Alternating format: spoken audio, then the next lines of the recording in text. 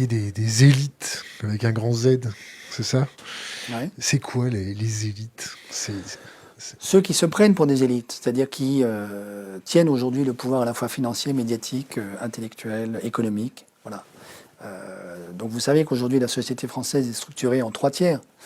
Vous avez un tiers qui fait des études supérieures généralistes. Vous avez un tiers qui passe un bac pro ou technique, et puis ou un bac généraliste, mais qui ne fait pas d'études généralistes supérieures.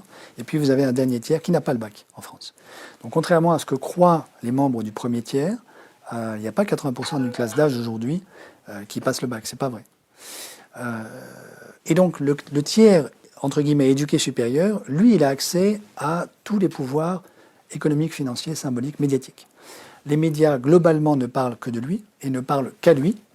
Et donc, d'une certaine manière, un tiers, c'est beaucoup plus qu'il y a deux générations.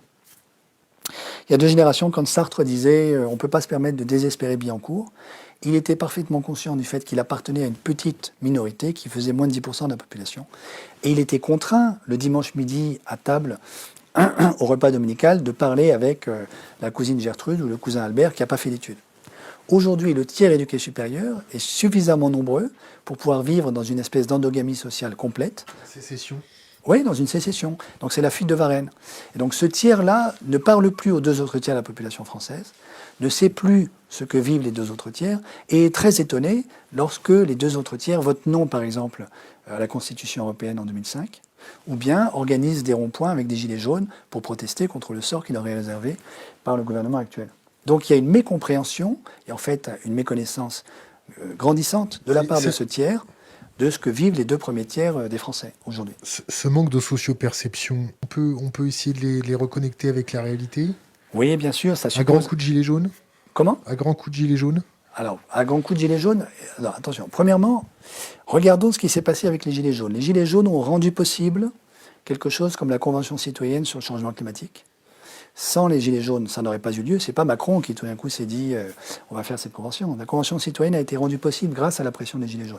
La convention citoyenne, de mon point de vue, c'est un véritable miracle démocratique qui montre que vous tirez au hasard 150 citoyens, vous leur permettez, vous leur donnez les moyens de se former convenablement pendant 9 mois, ils vous pondent in fine un programme de transition écologique pour la France qui est plus intelligent que ce que la haute fonction publique française a conçu depuis 20 ans.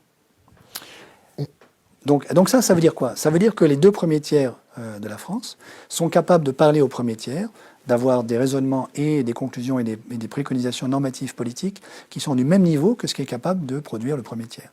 Et donc en réalité, il y a un dialogue tout à fait possible. C'est une partie disons, un certain nombre de membres du premier tiers qui, à l'image d'ailleurs du président de la République, vivent un mépris très très profond pour les deux premiers tiers des Françaises et des Français et croient fondamentalement que ces deux premiers tiers sont incapables de leur parler et qu'eux n'ont rien à leur dire. Donc c'est ce fossé-là qui est en train de grandir aujourd'hui, d'incompréhension, et la Convention citoyenne et ce qu'ont fait les Gilets jaunes, à mon avis, montrent qu'on est tout à fait capable, si on s'en donne les moyens, de combler ce fossé. Encore faut-il qu'on s'en donne les moyens.